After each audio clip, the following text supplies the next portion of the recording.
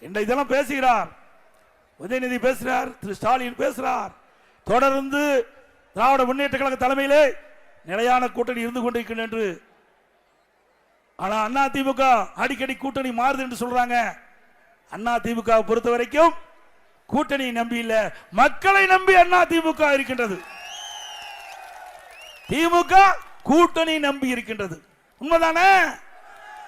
அது மட்டுமல்ல, உதயநிதி ஸ்டாலின் சொல்றார் கூட்டணிக்கு மேலும் சில கட்சிகள் வருவதாக சொல்றார். ஆக கூட்டணி பலத்திலே நீங்கள் வருகின்ற 2026 சட்டமன்ற பொதுத் தேர்தலை சந்தித்து இருக்கின்றீர்கள்.